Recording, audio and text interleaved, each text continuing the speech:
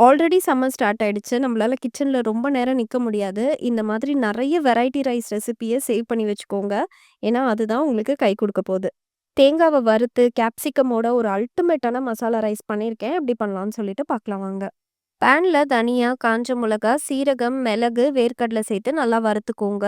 இது கூடவே ஒரு சின்ன நெல்லிக்காய் சைஸ் புளி, ஒரு 1/2 கப் அளவுக்கு தேங்காய் சேர்த்து நல்லா கோல்டன் ப்ரவுனா ரோஸ்ட் பண்ணிக்கணுங்க. இந்த அளவுக்கு உங்களுக்கு கலர் சேஞ்ச் ஆகி வரணும். இத பவுடர் பண்ணி எடுத்துக்கலாம். பேன்ல 1 டீஸ்பூன் எண்ணெய், கடுகு, உளுந்து, கடலைப்பருப்பு, பெருங்காயம், முந்திரி பருப்பையும் சேர்த்து பொன்னிறமானதும் கருவேப்பிலை சேர்த்துக்கோங்க. இது கூடவே ஒரு வெங்காயத்த பொடியா நறுக்கி சேர்த்து வதக்குங்க. வெங்காயம் கலர் சேஞ்ச் ஆனதும் பொடியா நறுக்குன குடமிளகாய சேர்த்து நல்லா மிக்ஸ் பண்ணி குடுத்துருங்க. இப்ப நம்ம அரைச்சு வச்ச பொடியே இதோட சேர்த்துக்கலாம்.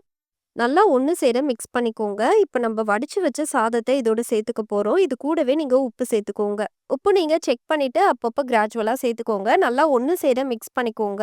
இது மிக்ஸ் பண்ணும்போதே இதோட வாசனை செம்மையா இருக்குங்க. இதுக்கு வெறும் அப்பளம் மட்டும் வச்சு சாப்பிட்டாலே சூப்பரா இருக்கும். கடைசியா கொத்தமல்லி ஆட் பண்ணிட்டு சர்வ் பண்ணுங்க. என்ஜாய் பண்ணுங்க.